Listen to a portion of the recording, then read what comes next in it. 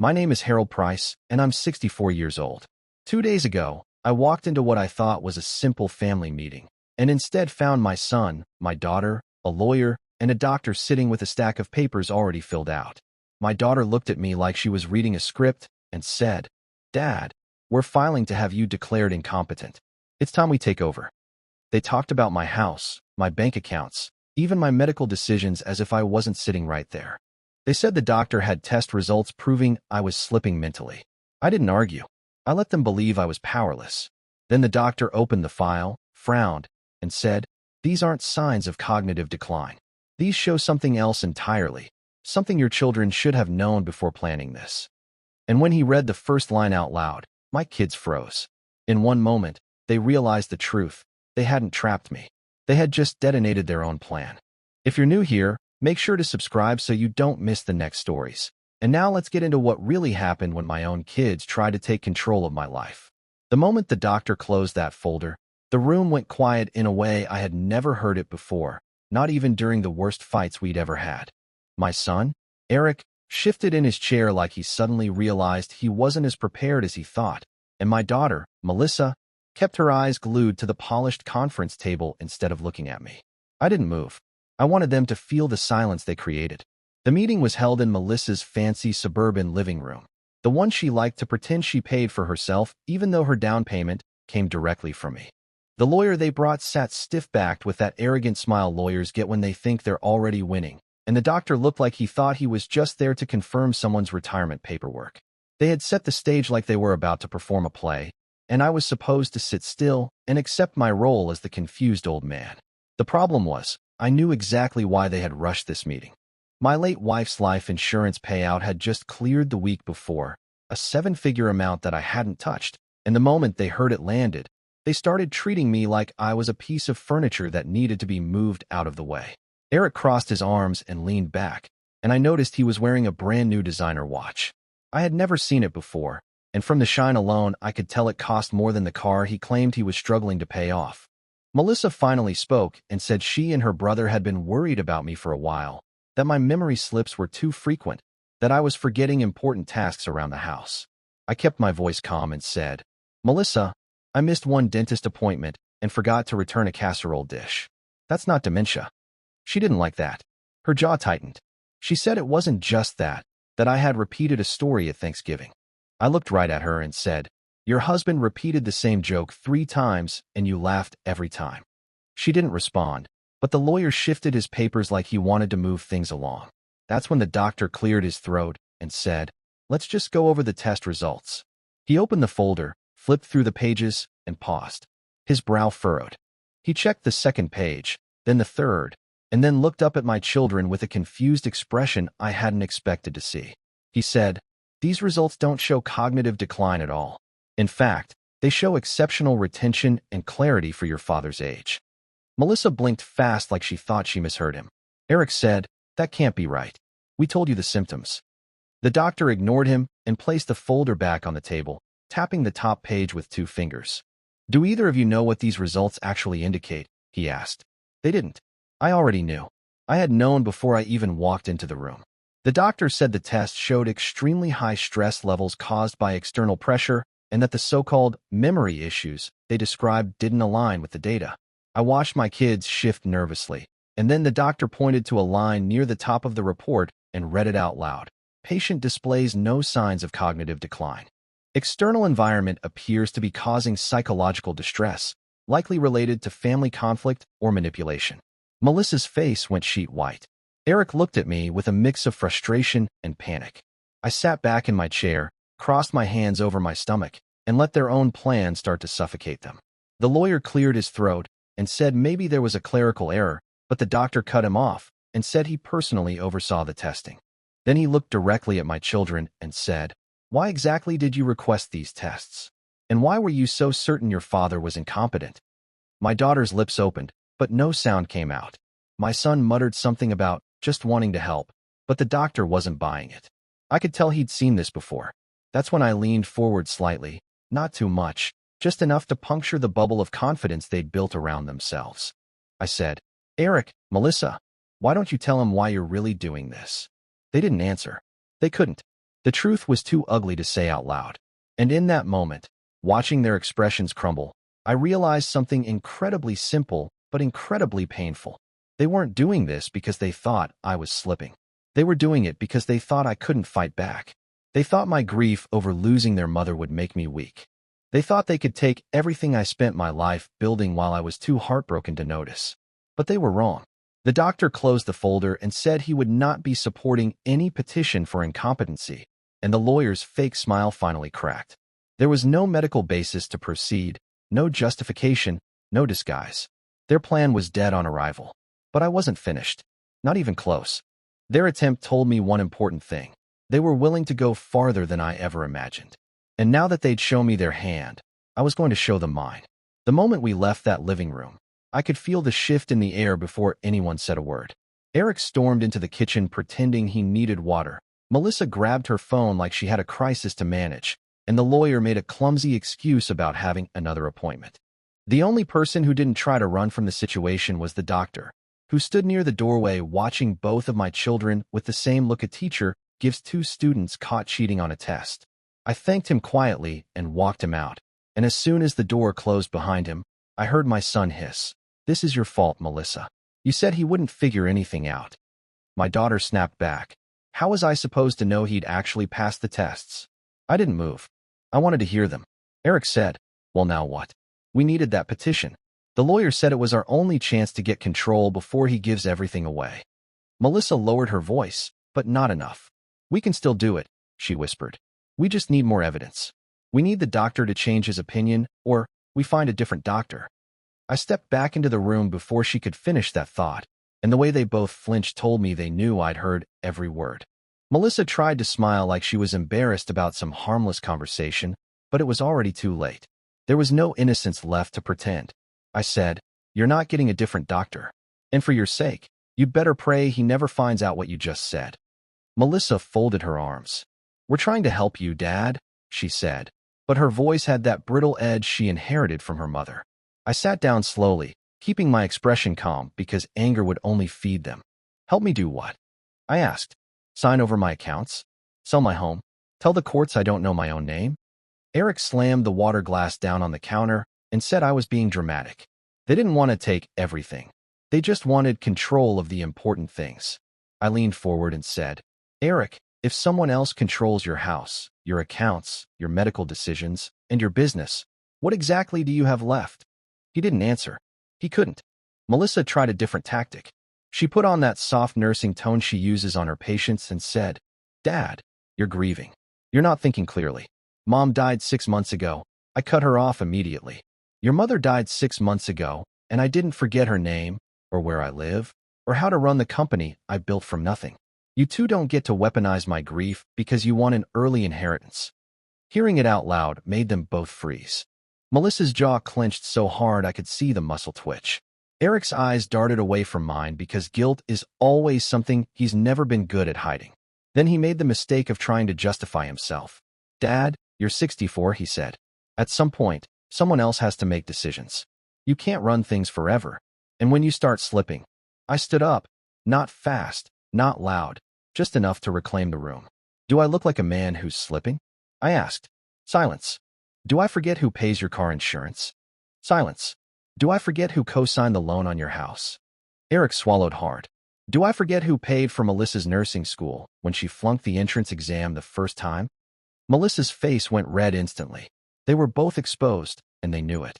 That's when the lawyer's voice echoed in my mind. Something he'd told me years ago.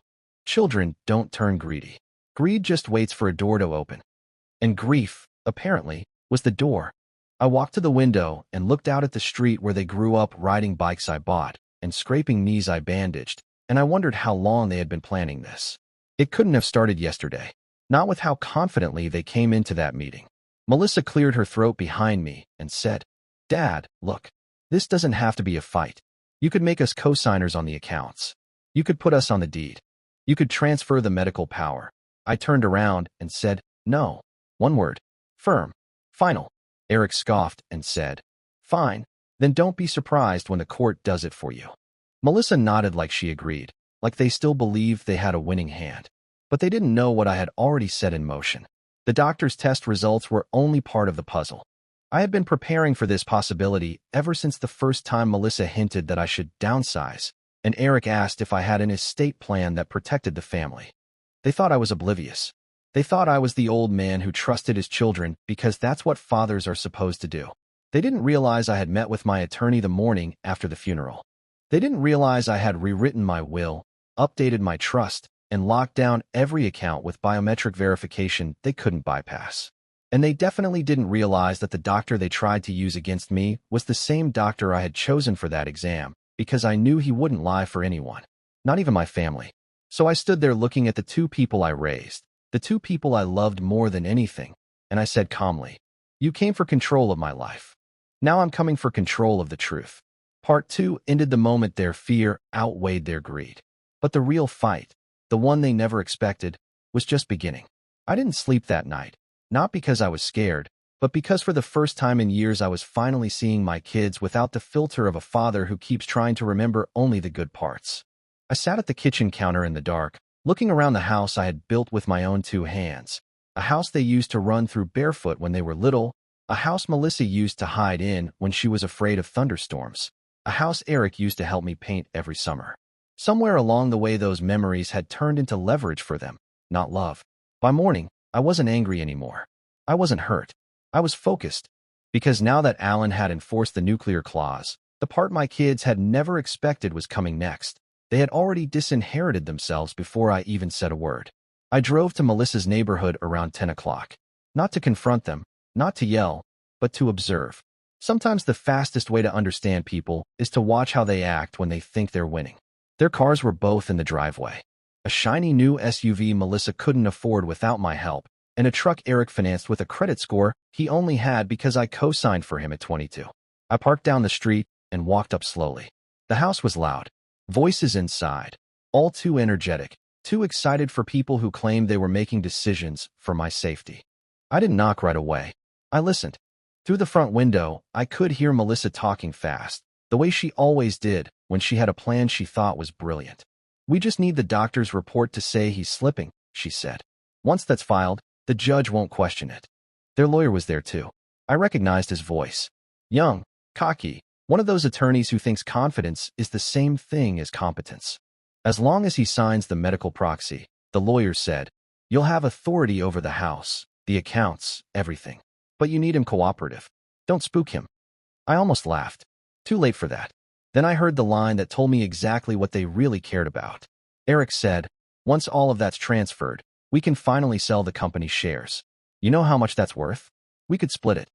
Melissa snorted. "Split? Please. I've carried Dad for years. I'm taking more than half." And there it was. Not concern for my health, not worry about my future. Just greed. I knocked. The conversation inside stopped so abruptly, it was almost funny. The door opened a few seconds later, and Melissa stood there with a smile so fake it could have been printed on a billboard. "Dad, we were just about to call you," she said. She stepped aside, letting me in like she hadn't spent the last 24 hours trying to replace me with a legal document. Eric sat at the dining table pretending to read through the petition like he was some kind of expert. Their lawyer stood by the counter with a folder tucked under his arm, clearly surprised to see me show up alone and calm. I walked in slowly, letting the silence stretch just long enough to make them uncomfortable. Melissa cleared her throat. "So, Dad, we know yesterday was stressful, but we really want to help you. This is for your own good." I looked around the room, then at the papers on the table. "You sure about that?" I said. Her eyes flickered. The lawyer stepped forward, trying to take control of the moment. "Mr. Price, I think it would be best if we reviewed the documents together. This is a difficult transition." I cut him off. "Son, how old are you?" He blinked at the word son, then said, 32. I nodded. "Great. When you're my age, remember this moment, because you're about to learn what happens when you underestimate someone with more life experience than you have years." He opened his mouth to argue, but I pulled a document from my folder and placed it on the table. "This," I said calmly, "is the signed directive removing both of my children from my estate as beneficiaries." The silence hit hard. Melissa's smile cracked first. "What? Dad, what is this?" Eric stood up fast, his chair scraping the floor.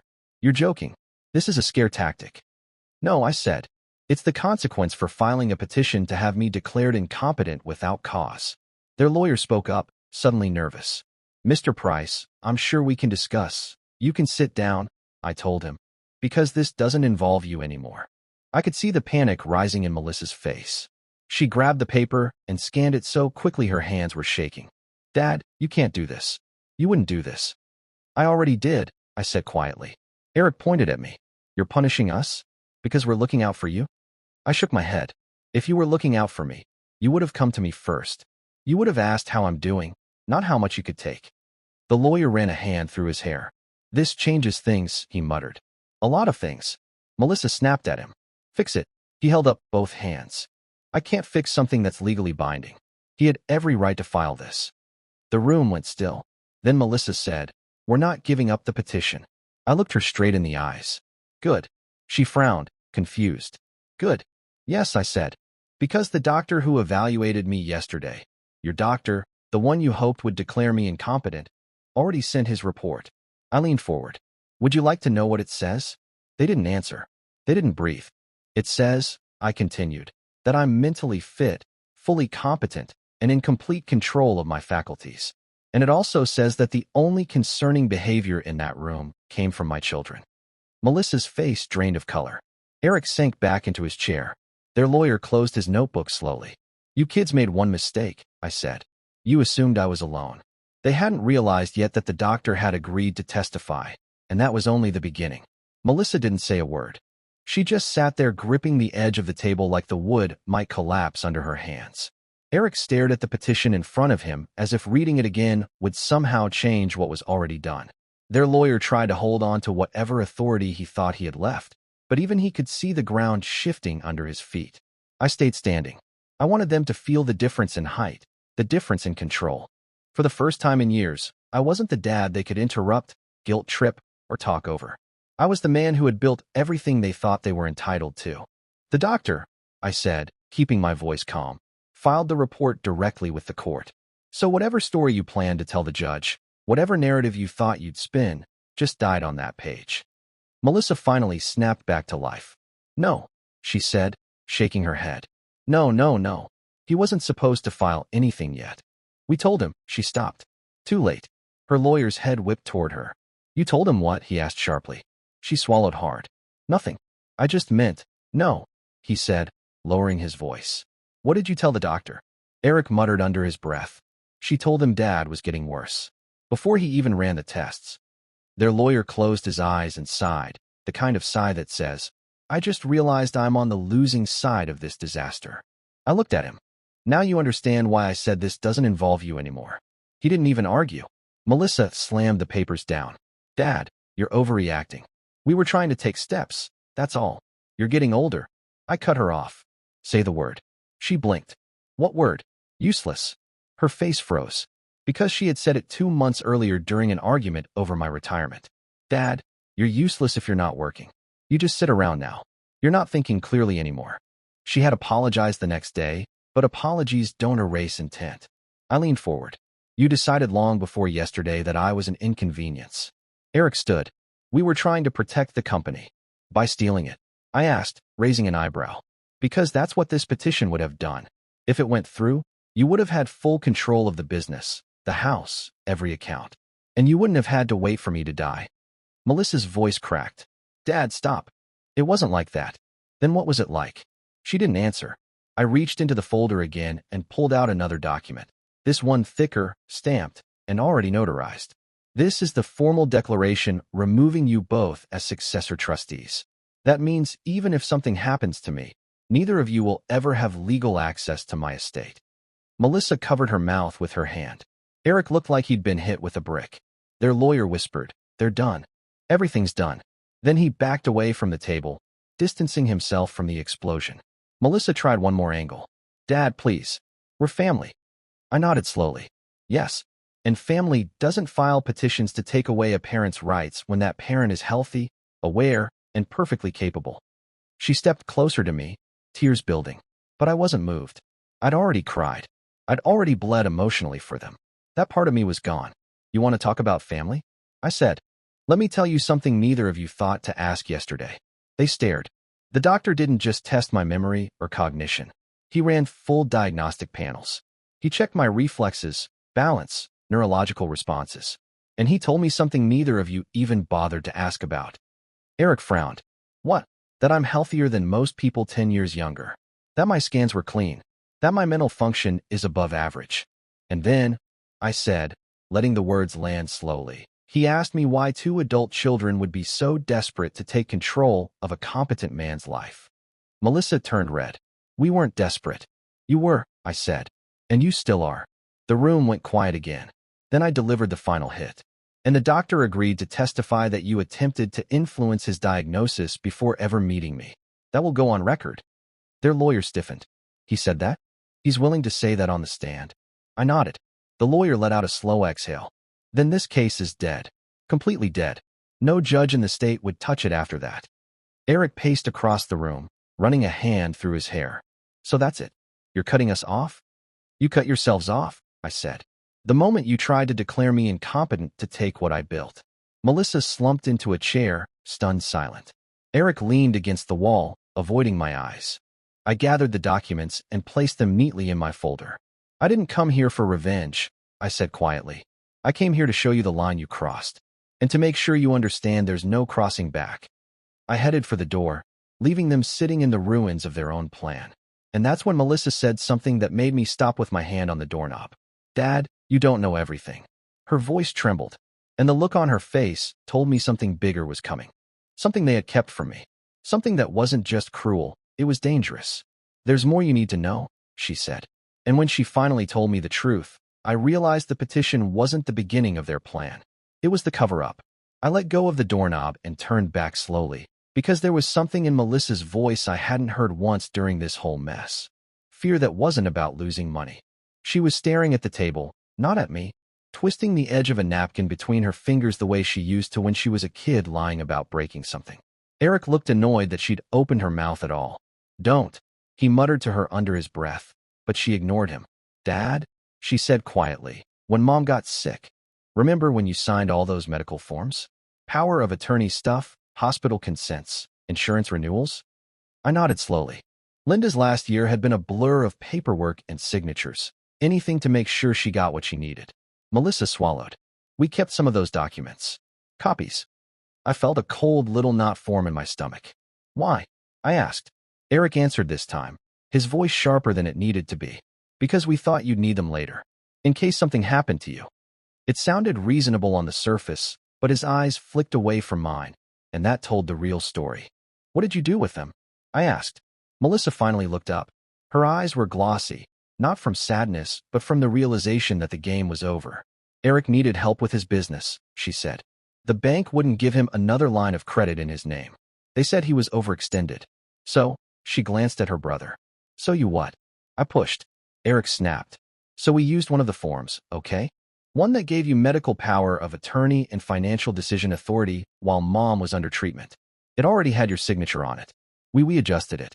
Adjusted, I repeated slowly. The lawyer in the corner let out a tiny groan like he'd just watched someone step in front of a train. You forged a power of attorney with my name on it, I said. It wasn't a question anymore. Eric started pacing. It wasn't like that. We just photocopied it, updated a few lines, notarized it. How? I cut in. Melissa winced. A friend from the clinic. She owed me a favor. She stamped it. It looked real, Dad. It is real. No, I said quietly. It's not. The room felt smaller suddenly. What did you do with this fake power of attorney? They both hesitated. Then Eric muttered. We used it to secure a loan against the house. For a second, I didn't understand the words. Against the house. My house. The house I already owned outright. How much? I asked, and my voice didn't sound like mine anymore. It's not as bad as it sounds. Melissa jumped in fast. It was supposed to be temporary, just to stabilize Eric's company. Then when we got guardianship, we could restructure everything and pay it back. My heart was pounding, but I stayed still. How much? Eric sighed like I was the one being unreasonable. $400,000, he said. The number slammed into me like a physical hit. $400,000 tied to my home without my knowledge, signed with my name on a fake document they had manipulated from the time their mother was dying. And suddenly the petition made perfect, disgusting sense. They weren't just trying to take control for the future. They were trying to cover a crime they'd already committed. If I was declared incompetent, any questions about that loan could be brushed off as Dad must have forgotten, or he wasn't in his right mind. Melissa's next words confirmed it. "We were going to handle it before you ever found out," she said, her voice cracking. "Once the court signed off, it would all be legal. No one would question anything." I stared at her. "You thought a judge declaring me incompetent would wash away a forged document?" She looked desperate now. "We didn't think of it like forgery, Dad. We thought of it as using what was already there. Your signature was real." "It wasn't given for this," I shot back. "It was given to help your mother fight cancer, not to bankroll your brother's failing company." Eric slammed his fist lightly against the wall. "The company wasn't failing. It just needed time. I had a big project lined up." "Do you have it now?" I asked. He hesitated. That hesitation was my answer. The lawyer finally spoke up, his voice tight. "Mr. Price, I need to be very clear. If what they're saying is true, this is serious. The bank documents tied to that loan, if they're based on a falsified power of attorney, could be considered fraud, potentially criminal fraud. And if the house is collateral—" "It is," Eric muttered. "They made us sign the deed as security. But it's fine, we're making payments." I locked eyes with him. "With whose money?" He didn't answer. Melissa whispered, "Yours. We used your joint account with Mom. The one you never touch." For a moment, the edges of my vision blurred. It wasn't just betrayal anymore. It was theft. Long-term, calculated theft anchored in paperwork signed while my wife was literally fighting for her life. I took a slow breath and forced my voice to stay steady. "Alan knows about this now," I said. Both of them flinched at his name. "The bank will know by the end of the day. And the court will know if you don't shut this petition down immediately." Eric straightened. "So what? You're going to send your own kids to jail?" I stared at him. "I didn't put you in this position. You did. You and your sister." Melissa shook her head fast. "Dad, please. We made a mistake. We panicked. We thought you'd start giving money away, or marrying someone younger, or so your solution was to steal before I even had the chance?" I asked. Her voice broke. "We didn't call it stealing. We called it protecting the family." That was it. The line that greedy people always use to sanctify what they want. "Protecting the family," I repeated. "By risking the roof over my head and forging my authority while your mother was dying." The lawyer checked his watch. "I have to advise both of you," he said quietly to my children, "that you need separate counsel. Immediately. I can't represent you in this. Not after what I've just heard." Melissa looked like she might faint. Eric swore under his breath. I picked up my folder and headed for the door again. "Dad, wait," Melissa called, but I didn't stop this time. I just said over my shoulder, "I'm done listening. The next conversation we have will either be with the bank, the court, or both. And you better pray you're on the right side of that table." I walked out into the daylight, feeling like the air itself was thicker. There is a special kind of heartbreak that comes when you realize your children didn't just think about crossing a line. They sprinted past it and started building a new life on the other side. I got into my car, called Alan on speaker, and told him everything, every word, every number. He didn't cuss often, but he did then. "All right," he said. "Here's what we're going to do. First, we pull your full credit report and confirm every loan, lien, and line of credit in your name. Then we contact the bank's fraud department and freeze any activity on that forged power of attorney. After that, we decide whether we want to give your kids a chance to cooperate or let the state handle them." I drove straight to his office.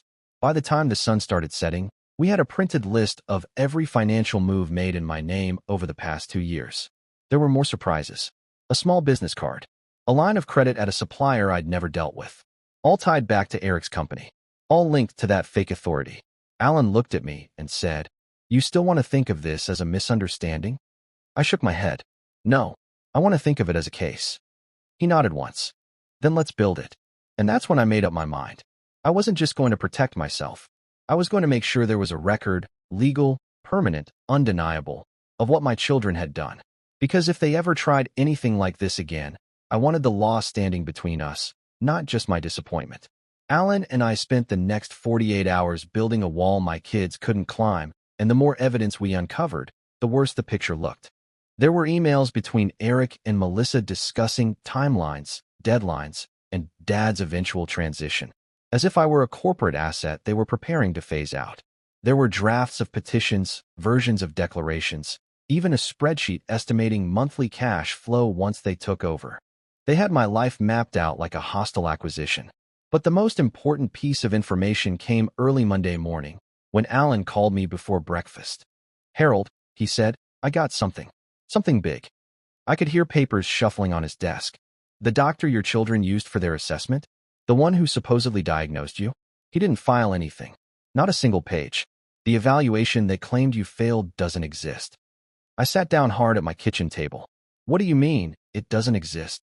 "I mean," Alan said, "whatever document they thought they had, they never got it from him. And he wants to talk. Immediately." 15 minutes later, I was in my car heading to the clinic. The doctor, a man in his early 50s with tired eyes, walked me into a small conference room, shut the door, and spoke before I even sat down. "Mr. Price," he said, "your children tried to bribe me." The sentence hit me like a blunt impact. He slid a folder toward me. Inside were 2 envelopes, one sealed, one opened, and a printed email that made my stomach churn. "They came to me 3 weeks ago," he continued. "They said you were becoming forgetful, unstable, unfit to manage your affairs. They wanted documentation. But when I evaluated you, you passed every cognitive test with ease. Your results were excellent." My throat tightened. "So they what? Asked you to lie?" "No," he said. "They first asked me to emphasize areas of concern. I refused. Then they sent me an envelope." He tapped the open one. Inside was $2,000 in cash. "I called their bluff," he said. "I told them if they sent anything like this again, I'd notify the medical board and the authorities." He leaned back in his chair. "And then, they sent the sealed envelope. This one." "What's in it?" I asked. "I haven't opened it," he said. "Because it's addressed to a different doctor, a doctor who does not exist in this hospital." My jaw clenched. "So they wanted to create a fake evaluation using a fake doctor's name." "Exactly," he said. "But Mr. Price, this is where it gets worse. Your children gave me a form they claimed you had signed when your wife was in treatment. A dual authority consent. I recognized the layout, but the date stamp and signature block formatting were wrong. It wasn't just forged. It was sloppy." My heartbeat thudded in my ears. He pushed a new document toward me. "The real results from my evaluation. These," he said, "are the results I planned to read at the meeting. These are the results they didn't want you to hear." I didn't have to read the whole sheet. The first line said everything: cognitive function, exceptionally strong. 0 indicators of decline. The doctor folded his hands. "Mr. Price, whatever they are planning is not a misunderstanding. It is deliberate manipulation. And if they submitted that forged evaluation to the court, that's evidence tampering. That's a felony." For a long moment, neither of us spoke. Then he said quietly, "I can testify. Anytime. Anywhere." When I left the clinic, I didn't feel relieved. I felt something colder, heavier, more focused. They hadn't just tried to steal control. They had tried to destroy my credibility, my independence, my legal voice. They had tried to rewrite who I was on paper. But the worst moment, the moment I realized my children were far more desperate and reckless than I imagined, came that afternoon. I pulled into my driveway and saw Melissa's car parked crooked across the curb. She was standing on my porch, pacing, her phone pressed to her ear. When she saw me pull up, she hung up fast. "Dad, we need to talk," she said, rushing toward me. "They're getting complicated." "Complicated?" I repeated. She nodded, eyes darting everywhere except my face. "The bank called. They said there's an inquiry into the loan." My silence made her hands start to shake. "Dad, we didn't mean for any of this to blow up. We just needed time." I unlocked my door. "Time for what, exactly?" She followed me inside without being invited. "Time to fix things," she said. "Eric made a mistake, okay? The company didn't pick up the contract. He borrowed against the house because he thought he could pay it back before you ever knew. And I helped him because I thought, her voice cracked. "I thought you'd move on without us. I thought you'd remarry. I thought we'd be forgotten." I set my keys down. "So instead of talking to me, you tried to erase me." Tears spilled down her cheeks. "Dad, the petition wasn't supposed to be permanent. It was only supposed to protect us until the loan cleared. Once everything stabilized, we would have reversed it." I looked at her then, really looked at her. Not my daughter, but the adult woman who had chosen fear and greed over honesty. "Melissa," I said, "you filed a legal petition claiming I was no longer competent to manage my own life. You forged documents. You bribed a doctor. You stole from my accounts. You risked my home. That is not protection. That is destruction." She collapsed onto the couch, sobbing. "Please don't call the police," she whispered. Please. I didn't answer, because the truth was, I didn't know yet what I was going to do. But I did know one thing. This wasn't over. And the next move, the move that would decide everything, needed to be mine. I didn't sleep that night. I sat at the kitchen table with the lights off, listening to the refrigerator hum, while Melissa's confession replayed over and over in my head. My own children had filed a petition to strip me of my rights because they were drowning in debt from a loan they never should have taken, a loan they secured using my house, behind my back. And instead of facing the consequences, they decided to legally erase me. I wasn't angry anymore. Anger burns fast. What I felt now was something slower, something heavier, something like resolve cooling into steel. By sunrise, I had a plan. At 8 o'clock sharp, I walked into Alan's office. He looked like he hadn't slept either. You ready? He asked. I nodded. More than ready. We laid everything out on the table. The forgery, the bribery attempt, the fake evaluation, the loan documents, and the petition itself. Individually, each piece was bad. Together, they were catastrophic. There's enough here for the district attorney to go after both of them, Alan said, tapping the folder. Fraud, financial abuse, attempted exploitation of a senior, evidence tampering, and petitioning the court under false pretenses. I don't want them arrested, I said quietly. Not yet. Alan raised an eyebrow. You want to negotiate? No, I said. I want them to understand what they almost did. I want them to know exactly how close they came to losing everything. He leaned back in his chair. Then there's one way to do this. Call a meeting. It was exactly what I'd been thinking. We set it up for that afternoon at the house, the same table where they'd first tried to corner me. By 3 o'clock, I heard the crunch of tires on my driveway. First Melissa's car, then Eric's. They walked in tense, defensive, bracing for whatever they thought was coming, but still trying to look like they were the victims. Melissa sat down, twisting her hands. Eric stayed standing with his arms crossed. Dad, he said sharply, if this is about the loan, we already told you. We're fixing it. I placed their petition on the table. Sit, I said. Something in my tone made Eric lower himself into the chair. Then I opened the folder and began laying each piece down one by one. The forged consent, the envelopes from the clinic, the email where Melissa told the doctor to lean into the decline narrative, the spreadsheet predicting their takeover timeline, the court petition, and finally, the page the doctor had read out loud. Clean results, 0 decline, full competency. When the table was covered in their crimes, I looked at them, really looked at them. This, I said, is what you did. Melissa started crying immediately. Eric stared at the papers, frozen, his face losing all color. Dad, he whispered. We were scared. Scared. I repeated. Your fear made you dangerous. Your fear made you willing to erase me while I'm standing upright and thinking clearer than both of you combined. Melissa wiped her face. We didn't want to lose the house. Then why gamble with it? I asked. Why forge documents? Why try to manipulate a doctor? Why file a petition that would have handed you everything I own? Eric swallowed hard. Because we thought we wouldn't survive otherwise. I leaned forward. You would have survived. What you wouldn't have survived were the consequences of this. I slid the last file toward them, Alan's legal summary. On top was a printed sheet listing the charges they were vulnerable to. Melissa's sob caught in her throat when she saw the words. Eric's jaw locked. Dad, please, Melissa said. Don't do this. We're your children. You stopped being my children, I said, the moment you tried to make me your ward. Silence. Heavy. Suffocating. Then I said the part one knew they weren't expecting. I'm not pressing charges. They both looked up fast. But, I continued, you are never again going to have access to my accounts, my company, my medical decisions, or anything tied to my name. Effective today, the trust is rewritten. You're removed as beneficiaries until the day I decide otherwise. If that day ever comes. Eric stood. You can't do that. Watch me, I said, and understand something. I looked between the two of them. You nearly destroyed my life to cover a mistake you made. If I were just a little weaker, if I trusted you a little more, if the doctor had been a different man, you would have succeeded. Melissa cried harder. Eric put his hands on the table, breathing like someone who'd been punched. Dad, he said quietly, we didn't think it would go this far. That, I said, is the problem. I gathered the documents and placed them back into my folder. This meeting is over. I walked them to the door. Melissa whispered, Are you ever going to forgive us? I didn't answer. Because forgiveness isn't something you give to make someone feel better. Forgiveness is something you give when trust returns. and trust was gone. As they stepped out onto the porch, Eric turned back one last time. "Dad, what happens now?" "Now," I said, "you live with the consequences of what you tried to do." I closed the door behind them, and for the first time in months, the house finally felt like mine again. But the story wasn't finished, because the next morning, Alan called with news that would change everything.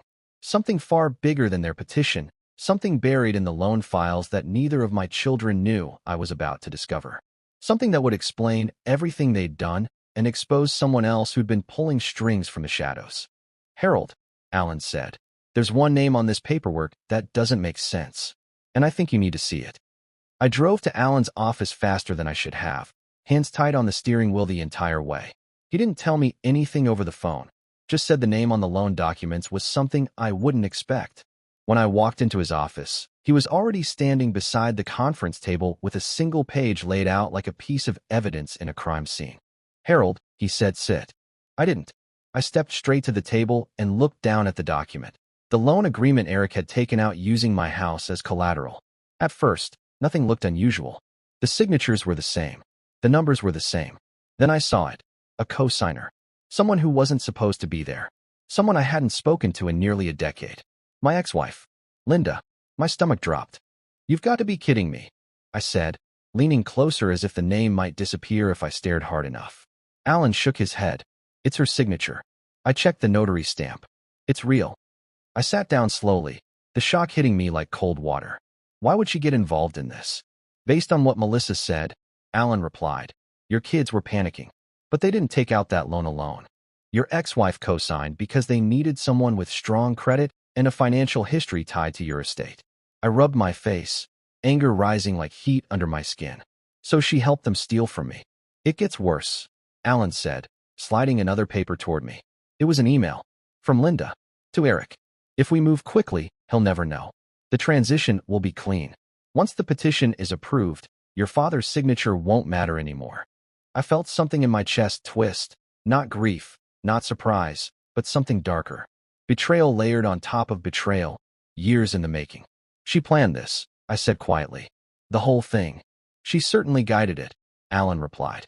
"And based on the timeline in these emails, she may have been the one who suggested the incompetency petition." I leaned back, staring at the ceiling. My kids weren't smart enough to orchestrate something this complicated. But Linda? She was ruthless when she wanted something. Our divorce had proved that. "Harold," Alan said carefully, "this wasn't just your kids panicking. This was coordinated. And given her involvement, the petition wasn't just about the house or the company. It was about long-term control." My jaw clenched. "She wanted back in. And not just back in," he added. "She wanted authority. Legal authority. And she saw your kids as the perfect tools." I exhaled slowly, the pieces snapping together in my mind like a puzzle I wish I'd never solved. Linda had always hated that I rebuilt my life after our divorce. She hated that I'd paid off the house, grown the business, and put my finances in order. She hated that I didn't fall apart without her. And now she tried to take everything, using the two people I loved most. "So what do we do?" I asked. Alan folded his arms. "We confront her." "Where?" "Her house," he said. "Today." An hour later, we were standing on her front porch. The same porch I once stood on when I dropped off my kids during custody weekends. The door swung open, and Linda looked exactly the same. Polished, controlled, eyes sharp enough to cut glass. "Harold," she said coolly, "to what do I owe the—" She froze when she saw Alan behind me. "Oh," she added, her voice tightening. "This must be about the loan." "You knew," I said. "You knew they forged documents. You knew they bribed the doctor. You knew about the petition." Her expression didn't change for a second. That was her talent. Her face was a wall nobody could read. "Your children came to me for help," she said. "I supported them. They were scared you'd leave everything to that charity you're always talking about." "So your solution was to erase me?" I asked. "To make me legally incompetent while I'm fully capable?" Her voice stayed calm. "I told them it was temporary, just until the loan stabilized." Alan stepped forward. "Temporary incompetency doesn't exist. Once granted, it's nearly impossible to reverse. You knew exactly what you were doing." For the first time, her confidence faltered. Just a flicker. She crossed her arms. "Harold, stop being dramatic. The petition wasn't meant to hurt you." "It would have taken everything," I said. "My home, my business, my rights. You didn't care what happened to me." You're being emotional, she snapped. I did what was necessary. I stared at her, unable to believe the person I once married could stand there and justify destroying my life like she was discussing a scheduling conflict. Linda, I said quietly, you failed. Her brows lifted. Excuse me. Alan pulled the doctor's report from his file. The evaluation was clean, and the doctor is prepared to testify about your children's attempt to influence the results. And the bribe. Linda's face drained of color. Alan continued. And the forged consent form? The DA will have questions. Serious ones. She took a small step back. I didn't forge anything. Maybe not, Alan said. But you participated. You advised. And you co-signed a loan with the intent to seize an estate that doesn't belong to you. I stepped forward.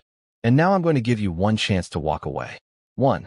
Her breathing changed, shallow, fast. Fear. Real fear. Walk away how? She asked. You cut contact with Eric and Melissa, I said. You withdraw from anything tied to my estate. You reverse the loan, remove your name, and sign a statement declaring you had no belief I was incompetent. She blinked. Why would I sign that? Because, I said, the alternative is prison. Silence. She looked at me, then at Alan, then down at the doctor's report. And she finally understood. She had lost. Everything. Fine, she whispered. I'll sign whatever you want. Good, I said. You have 24 hours. Then I turned and walked away, and for the second time in my life, I left her behind. But as we drove back to my house, something gnawed at me. Alan noticed. What is it? He asked. I stared out the window. If Linda was involved, if she pushed my kids, then what else were they hiding? Alan's silence was answer enough. When we pulled into my driveway, the answer was waiting for me. Eric's car, parked crooked, door wide open. He was sitting on my porch steps with his head in his hands. And the moment he looked up, I knew something was very, very wrong. Eric looked up at me with eyes so red and swollen, he didn't even look like the same kid who tried to take my life apart 3 days ago. And when I stepped out of the car, he stood up too fast, wiping his face like he was trying to erase the proof he'd been crying. But he couldn't hide the shaking in his hands or the panic in his voice when he said, Dad, I messed up. And for a moment, I honestly didn't know which of his mistakes he meant because there were so many. But then he held out a single sheet of paper, folded and creased like he'd been clutching it for hours, and said, I didn't know, Dad. I swear I didn't know. And when I took the page from him, I recognized the format instantly. A bank notice, the kind that only shows up when something is very, very wrong. It was a delinquency alert, a big one. It listed missed payments, escalating fees, and a final line that made my stomach twist, repossession authorization pending. I looked up slowly. Eric, I said, keeping my voice steady, what is this? He swallowed hard. It's everything. My accounts, the loan, the business equipment I financed. The bank froze all of it. They said there were irregularities tied to the incompetency petition. Dad, I didn't know it would trigger that. I didn't know they'd hold everything. I stared at him. You took out loans in my name. You tried to take my house. You bribed a doctor. And you didn't think there would be consequences? His face crumpled. I thought, no. I cut in. You didn't think at all. He dropped onto the porch step like his knees had buckled. Dad, I'm losing everything. The bank called my employer. They suspended me pending investigation. Melissa won't answer my calls. Mom. He stopped, realizing the mistake. I raised an eyebrow. Mom. He hesitated, then broke. She told us you'd never survive retirement. That you'd fall apart. That someone had to control things so you wouldn't ruin what was left. She said you'd want us to take over. I let out a slow breath. And you believed her. I didn't want to, he whispered. But she sounded so sure. And when she told us about your hospital visit last year, I froze. What hospital visit? He blinked. Mom didn't tell you? Alan stiffened beside me, arms folding as he listened. No, I said. She didn't tell me anything. Eric rubbed his forehead. She said you had cognitive red flags, memory lapses, confusion, that you hid from us because you were scared to look weak. She said she'd talked to a doctor friend who said it could be early decline and that we needed to act before things got worse. I stared at him, silent.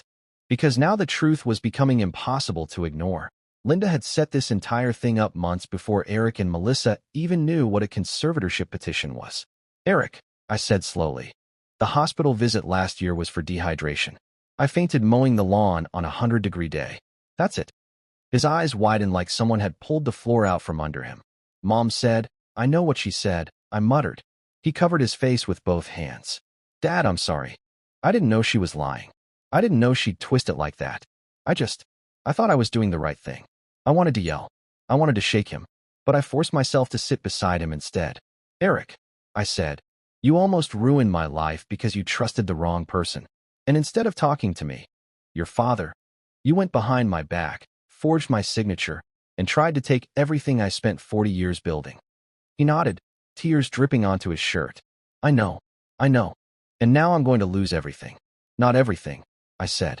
Not yet. He looked up, confused, eyes swollen and hopeful in the way only a desperate man's eyes can be. Alan stepped forward, speaking evenly. Eric, the bank froze your accounts because of the fraud flags tied to the petition. Once the petition is withdrawn and the doctor testifies, we may be able to clear the record. Not all of it, he warned, but some. But the loan, your mother already agreed to withdraw. Eric blinked. She what? We met with her, I said simply. She's signing a statement retracting everything. He let out a shaky breath like he'd been underwater too long. Dad, thank you. I stood up. Don't thank me yet. There's more. He hesitated. More? I looked him dead in the eye. Melissa's involvement wasn't just participation. She submitted forged medical documents. That's a felony. His face fell. Dad, she's my sister. And I'm your father, I said. And she tried to erase me from my own life. She doesn't get a free pass just because you're scared for her. He nodded, but fear was written all over him. What do you want me to do? I took a breath. Tell me exactly what Mom promised you. Every detail, every lie, every conversation. Because Eric, someone has to take responsibility. And if your sister won't admit what she did, the DA is going to come looking for both of you. His eyes widened again, panic snapping back.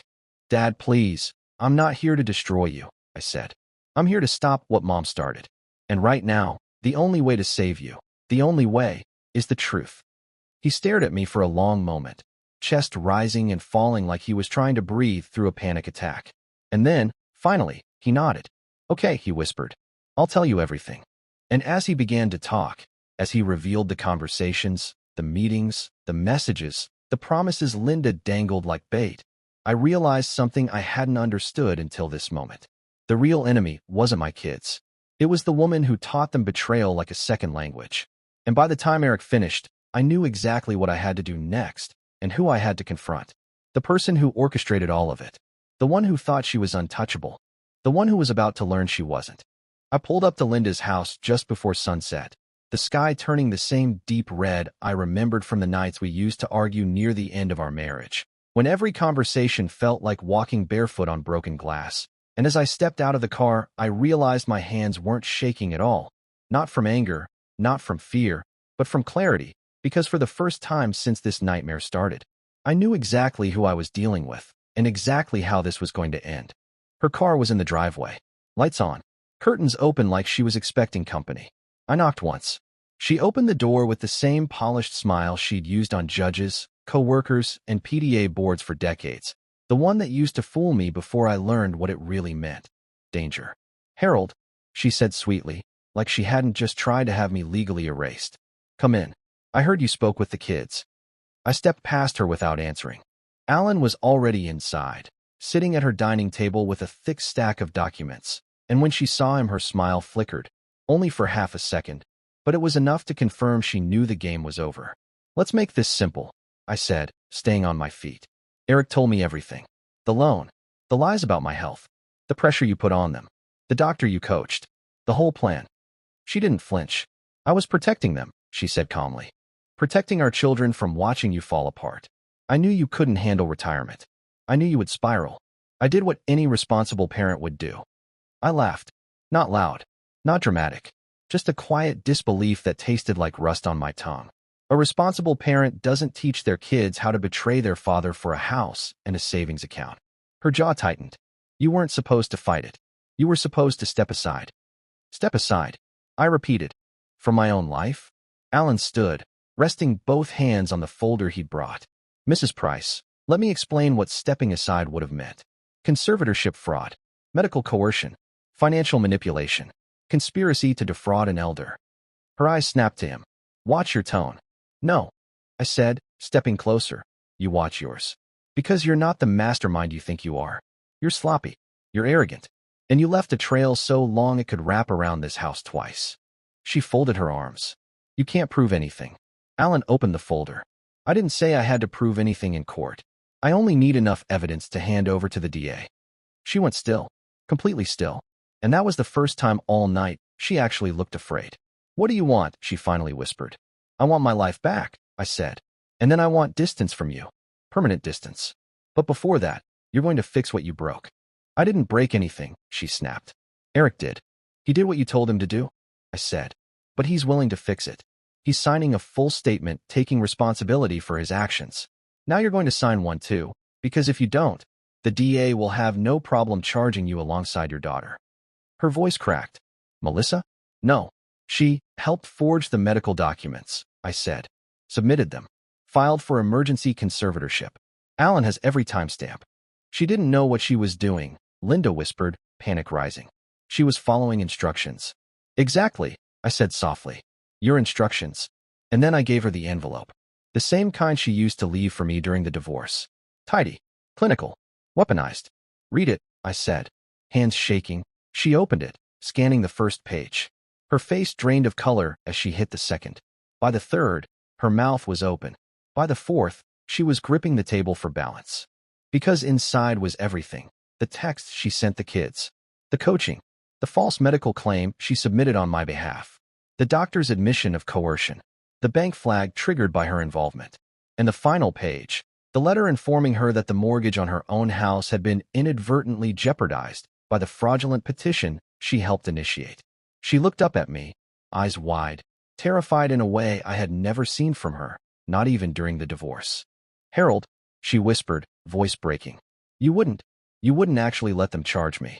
I'm the mother of your children. And I'm the father, I said.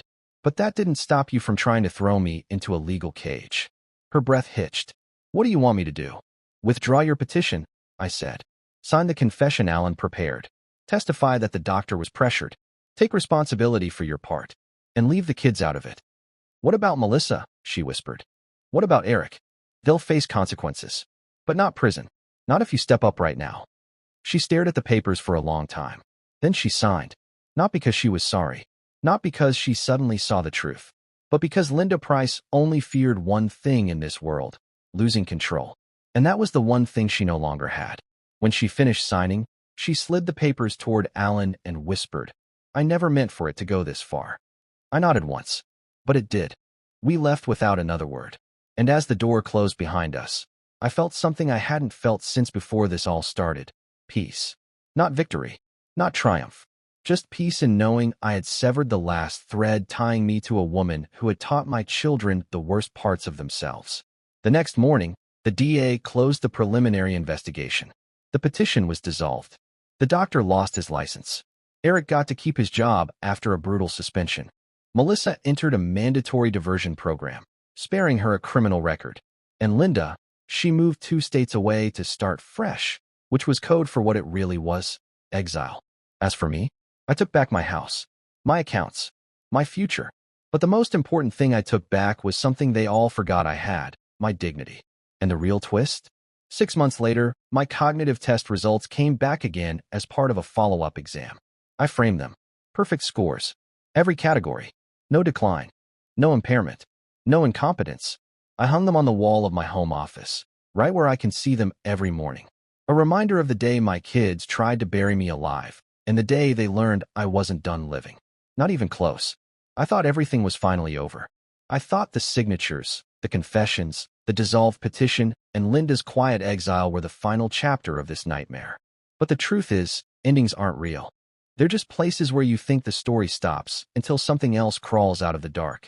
And that something else showed up on a Wednesday morning at 9:12 a.m. in the form of a thick cream-colored envelope slid under my front door. No return address. No stamp. No markings. Hand-delivered.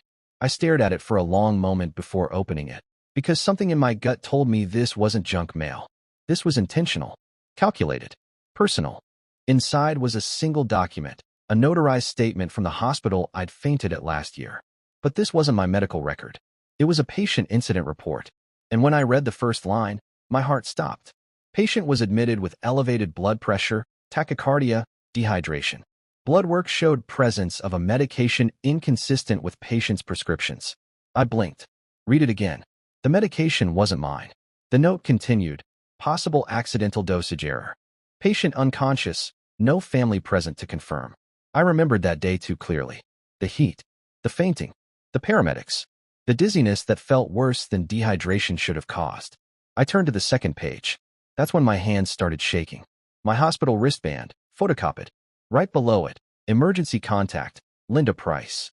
Contacted at 2:17 p.m. No response. And then the line that punched the air out of my lungs. Second call placed at 2:23 p.m. Spoke with contact. Contact stated, quote, "He does this sometimes. He'll be fine. Just give him fluids." I sat down. Hard. Because that was not what happened. That day, she told me she was on a work call and couldn't pick me up. What the hospital report revealed was something else entirely. She dismissed the emergency. She refused to come. She lied to the paramedics. And the medication? It wasn't mine. I read the next section, a handwritten note added by the attending nurse. Patient's blood sample showed trace amounts of Zanolith, not prescribed. Patient's chart does not indicate use. Possible interaction with dehydration caused collapse. Unusual. Zanolith. A sedative. A strong one. My stomach dropped. I remembered that morning. Linda had been at the house. For the first time in months. She made coffee for both of us. I only drank half. I thought it tasted weak. I thought she was distracted. I never thought she might have put anything in it. I closed my eyes. The pieces slid into place slowly, painfully. The fainting. The confusion. The way she urged me to deal with my limits afterward. The sudden push for me to get my affairs in order. And the conservatorship attempt my kids launched months later. Using that same medical event as the first sign of my supposed decline. It hit me like a freight train. Linda didn't just manipulate my kids. She didn't just push them into the petition. She didn't just lie about my health. She set the entire thing up long before they even realized they could take advantage of me. She created the evidence. I looked back at the envelope. Something was still inside. A small USB drive. No label. No note. Just silver plastic. I plugged it into my laptop, palms sweating. A single audio file appeared. 36 minutes long. I hit play. At first all I heard were background noises, a TV, a clinking glass, a woman sighing. Then a voice. Clear as day. Linda's. Talking on the phone. Yes, I used a tiny bit. He didn't even taste it. It's harmless. It just makes him foggy. He needs a wake-up call. He needs to stop pretending he's fine. Silence. Then, another voice. A woman I didn't recognize. And if he gets worse? Linda laughed softly. Then it proves my point. And the kids will finally step in.